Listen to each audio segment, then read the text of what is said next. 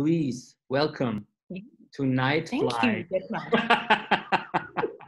Welcome to Nightfly. Yeah, and hey, we can open actually right away. Well, the whole thing of Nightfly is private talks only.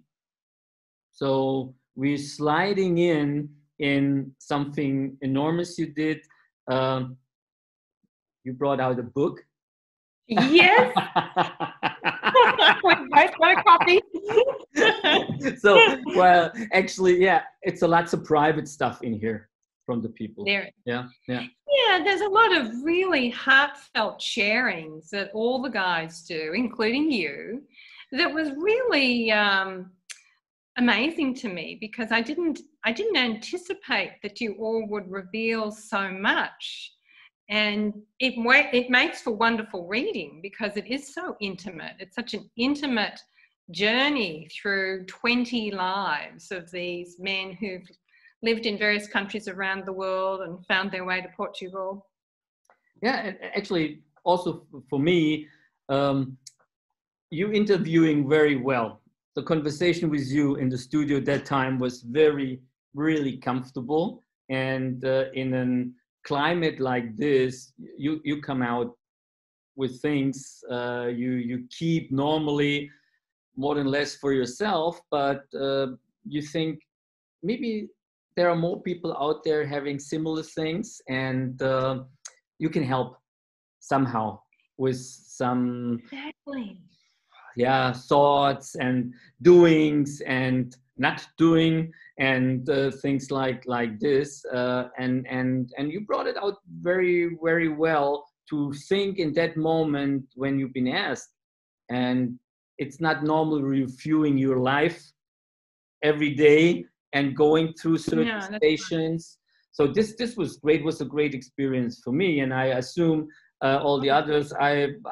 There's some very nice things in there from guys. It's very easy to read.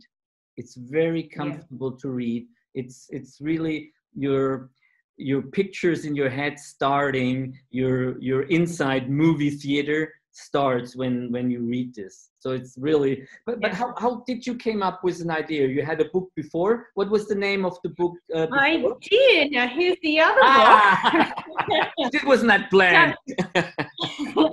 No, it just happened to be sitting here, right by my laptop. Well, it came out of this one. So this first book is how 20 women came to live in Portugal. And you know, it's just bizarre to me, because when you present a book, a newly launched book, one of the things people ask you immediately is, well, what's your next book? And that's a little overwhelming to hear, because if you've just launched a book, it's kind of fresh off the press, and that's all you're thinking about is the current book. You're not thinking about what's next. But nevertheless, at presentations, people would always ask me, well, what's your next book? And fairly quickly, or fairly immediately, during the launch and the presentations of the women's book, people would ask, are you going to do a men's book?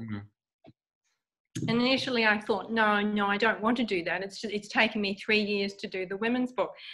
And then, as fate would have it, I took an Uber home from Lisbon one Saturday afternoon, and this is part of the introduction. And the Uber driver started to share his story with me. And I'm always curious about people's life stories.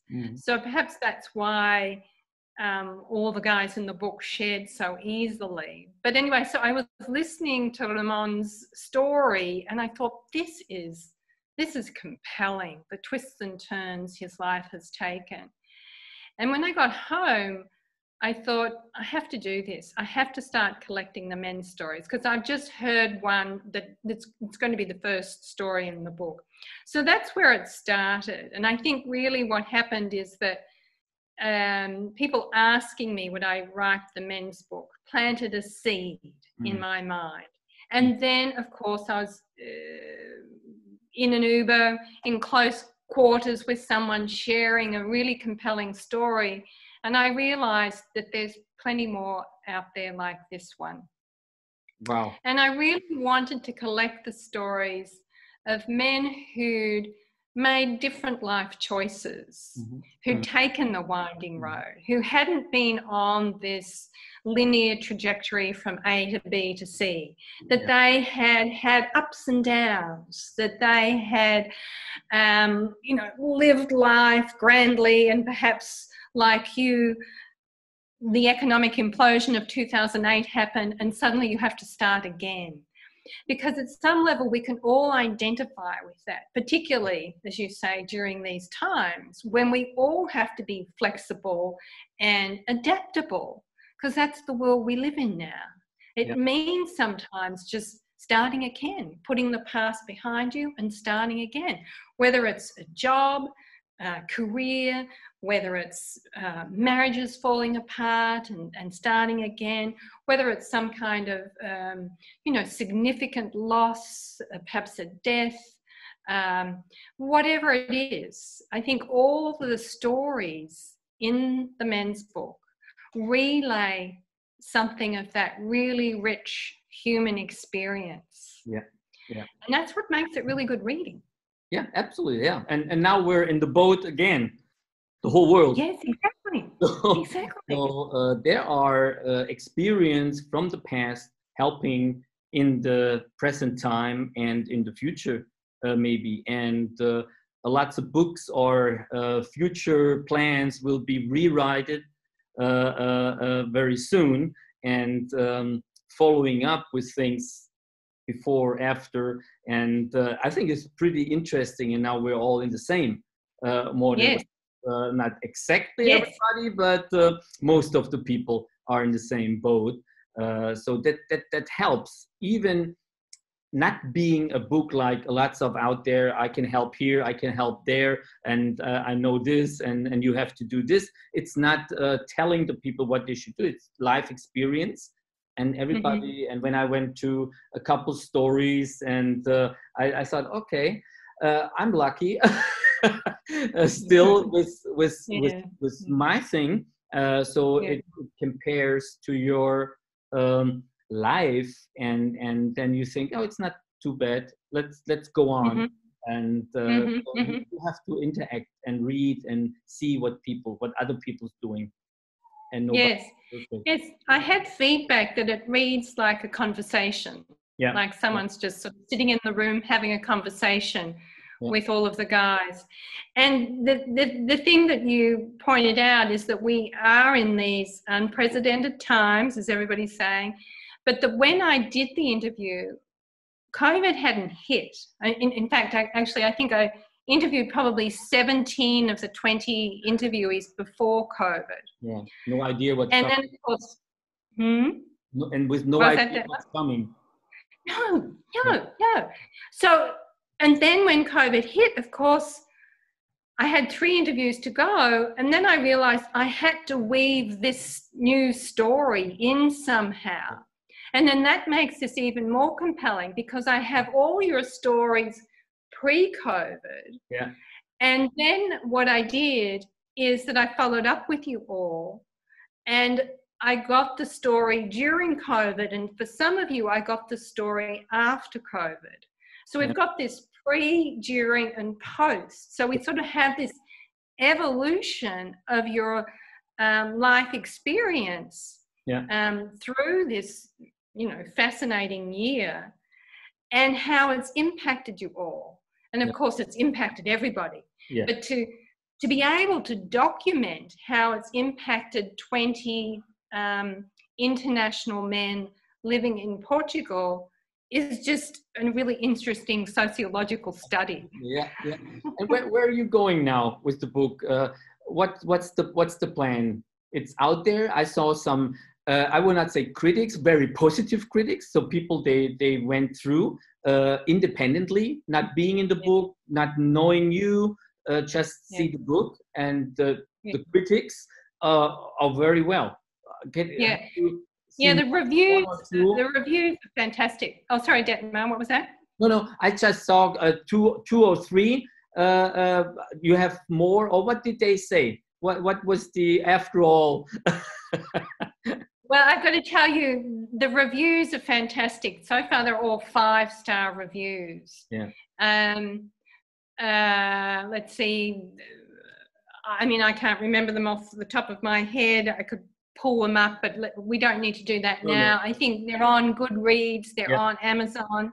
Yes. But I think what's really exciting is that they are so positive that, you know, so far nobody has emailed me or left a review saying that they saying something negative. They haven't at all. That's fine. But you were already at the newcomer #1 on Amazon sales, or just after? Yes. No, as soon as it was on Amazon, the sales just were so fast that it was a #1 new release. Yeah. The first week, in fact, probably no, it was the first 10 days. I think it was a #1 new release on Amazon. Yeah. So that was very exciting as well. Very good. Yeah. And you're planning some readings. You mentioned something, a come together with the people in the book or part of the people. You planning some readings in as long as online, offline, depends what's allowed and what the situation is. Yes. I mean, it's these are different times. So I'm not used to doing something like a reading online, because with the women's book or work that I've done in the past, I'm so used to public presentations. And of course, with the women's book, I was doing public presentations of, you know, up to maybe 70 people in an auditorium, which is vastly different than promoting it online. I have done a couple of little presentations, but of course, here in Portugal, we can only do 10 people at a time. Yeah. So, you know, that was an interesting experience, but it was more informal than the big public presentations that I've done in the past. I do have public presentations booked for next year. Okay. And the first one is in the spring in Amsterdam. And I'm really hopeful that next year I'll be able to do more of those. Yeah. I'm doing quite a few of these interviews. So this is one way to promote the book, and I suppose just then promote the videos on the various social media platforms. But now when everybody is used to online, you have the whole world in front of you, just from your living room, office. Living room. Or even from your garden or from somewhere else. So you can reach out and get in communication with the people. They were not used to normally do this online.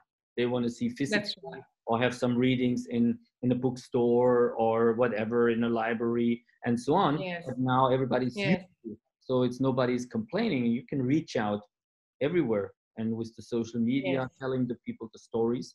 So I think, taking the time while we cannot change what's out there in the moment, taking the best out of it and use it. And we will help also. Well, it's great. It's really great. And I have a couple people I showed the book. I saw they saw and they read through and they like it very much. And something like, oh, I didn't know that you have done this.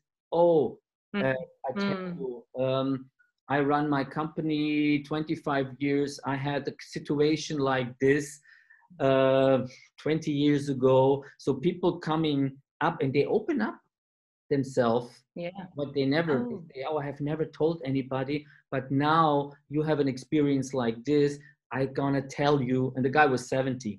That nobody knows really. So this was really a close thing, and he opened up. Wow. Yeah. Wow.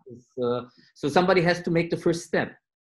Yes, you're right. Somebody has to share first, and then that sort of generates sharing from somebody else. Right. And you know, I think that my sense is that men don't generally share the truth of their story with one another. Unless someone makes the first move. Yeah, right. Is that right? Yeah, absolutely. Yeah. Well, it's very personal. It's all of this is very personal. And I know some people, or one especially in here in the book, and it's very special. Yeah, and it's not nice to hear, but it's nice to understand after knowing things how people reacting, why they're doing certain things, and That's right. you can communicate much better with the people afterwards while you understand. And this is a big plus. I really love it, and I thank you again for inviting me, coming to the book to the book. So and but you how did we meet, Dietmar? How did we meet? Actually, yeah, we were actually I invited you to come while I have heard about the book or what you're doing. So I invite you to come to a show, tell about the stories and the things, and then we just started chatting. And then we started talking, and I thought, oh, I don't want to be interviewed. I want to interview you. That's how it started. Yeah. And now I'm the reverse. So that's true. Fine, that's true. And so it's there. What you going to Amsterdam next year? So that's the plan for. Yes. I mean, that's one of the places that I'll present with the women's book. There are opportunities to present in various European cities, and Amsterdam has been really responsive to my writing, so that's where I'm going back.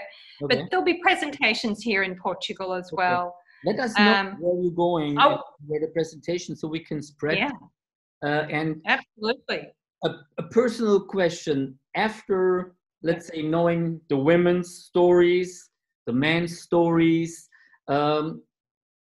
what you feel, not comparing, but what you feel after hearing stories like this for you personally? Is there something what you say, hey, I overthink this, or it's better, I never been in a situation like this, or but you have a lot of experience, you had a whole field of different professions and things. So what is the personal that's a good question.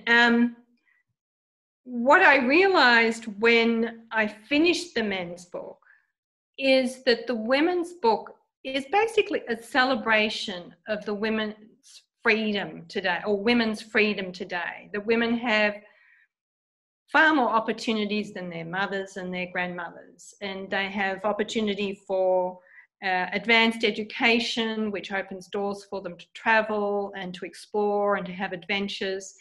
And so the women really share those kinds of stories, the level of freedom that they have today. But I didn't really realize that till I came to the men's book, because coming to the men's stories, or having you share your stories with me, I had some assumptions. And one of them was that you were going to be more well-travelled than the women, because men have greater freedom than women. Men have more resources. Men are more independent. Men are not as attached to family or children and partner. And it was all wrong. not totally wrong, but what you made me aware of, or the men that I interviewed made me aware of, is that men have so many pressures, I think, so many pressures imposed upon them culturally, and that you impose on each other, that in fact it felt to me like you have less freedom than the women, because all your stories are very much work-oriented, or they're about getting ahead in order to support family and to support children and to generate a life that would support traditional roles that men generally play today, or still play today. And I was kind of surprised about that. I think that that so many of the men are, operating under what felt like this kind of crushing pressure to live up to certain expectations and cultural expectations. And so that's where I realized, wow, women have so much more freedom today, because we don't we don't abide those kinds of pressures. We don't have that kind of pressure. And I thought that somehow men would have moved away from that, that they would be experiencing a greater sense of freedom today, because perhaps women weren't seeking those kinds of conventional, traditional roles within a relationship with a man. And yet the men revealed to me that that was not necessarily the case, that they were seeking perhaps partnership that was more traditional and conventional. We have no time to let our feminine side coming out.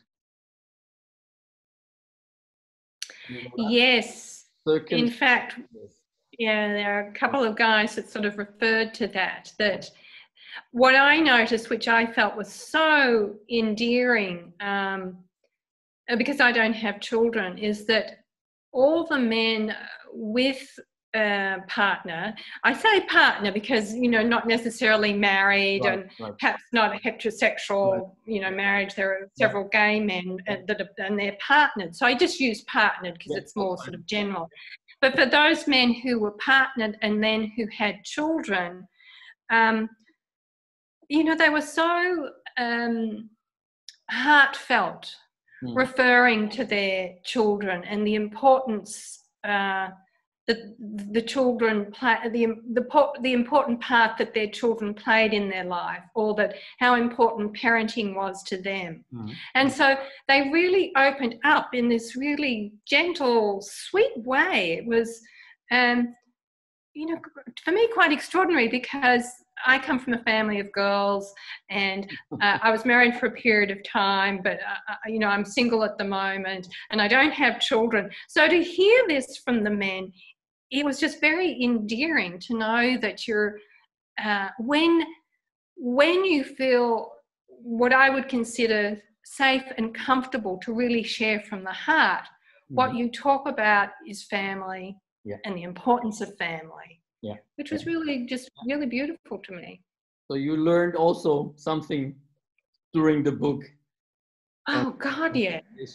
I learned an enormous amount. I learned that I really also had judgments about the way I thought men move through the world. And so I'm really delighted that you all shattered those judgments and those stereotypes that I held. That's great. That's a perfect final. You wanna say anything important to our audience with all your experience now? How they should let's go on. What's going on in the moment? Go through, and life will take care of. Or what do you think? Well, I wish I had some like one-liner that was incredibly wise and sophisticated, but I don't really, other than I just know how important it is to withhold judgment until you talk with someone. And I also know that it is so important to really listen, because when you listen to someone, you learn so much. But if you're so busy waiting to just jump in with your story, you're not really present to the other person. And we do learn so much when we really listen. And it's such a rich experience. I can't stress that enough, the importance of just being present to somebody else and listening to them share their story. And if you do that, chances are there'll be an opportunity for then the table to turn and for you to share your story with the other. This is, I think this is a wonderful finish of our conversation. Okay. I love it. This was great. And give us all the dates where you going to, or when you do something, let us know, and then we spread it, put it to the absolutely. And let people know what's okay, definitely. But right now you can get both books on Amazon. Yeah, wonderful. Let's go. Both books on Amazon. Yeah, and we put the names on it, and even if you want, we can put the numbers on, so they can go directly to the ISBN number, and yeah, everything it's fine. Or just or we can yeah, we can just put the Amazon link maybe, or my website, Right. and people can find it on my website. That's we put there. So this was great. Yeah. Thank you very much. It was a great interview, great conversation. Thanks. And so last thing, you have planned already for a new thing, or you busy now with this, or you have your mind already set up for another venture? Well, believe you me, people have been asking me what's next, and of course people keep saying to me, are you going to write about the kids now, about the they're called third culture kids, or children that say you know, parents of two different cultures, and then they grow up in a third culture. Maybe, I don't know. It's too early for me to think or commit to another project. We will know it, and we will see it. You will. So thank you very much. Enjoy. Thanks, Dietmar. Thanks a lot. Thank you. Yes, soon. Thanks a lot. Muito obrigado. Okay. How to say in Portuguese. Nada. Obrigado.